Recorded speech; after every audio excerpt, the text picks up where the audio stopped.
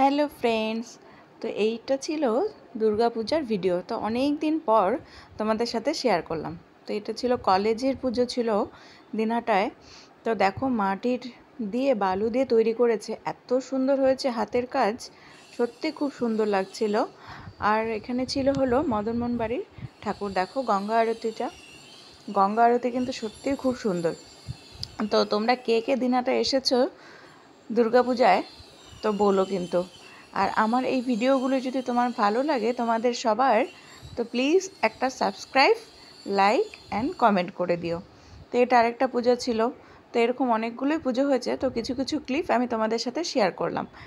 তারপরে পরের দিন আমরা দশমীর পরের দিন আমরা চলে গেছিলাম একটু ঘুরতে। তো পাহাড়ের দিকে গেছিলাম ঝালংয়ে। তো সকাল সকাল যেহেতু বেরিয়ে পড়েছি, তো আমরা পাহাড়ের একটা রেস্টুরেন্টে বসে ডিম সেদ্ধ আর মাছ ভাজা নিয়েছিলাম। তা সারাদিন ঘুরে যখন ফরেস্ট দিয়ে রাত্রে বাড়ি ফিরছি, তো এত সুন্দর ওয়েদারটা ছিল, আর একটু বৃষ্টিও পড়ছিল।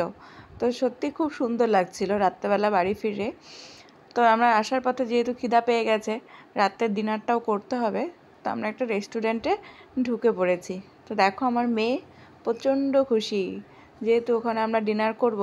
তো আমাদের ছিল নান, আর ছিল তড়কা, একটা মিক্সড ভেজ সবজি ছিল, আর সাথে ছিল হলো চিকেন।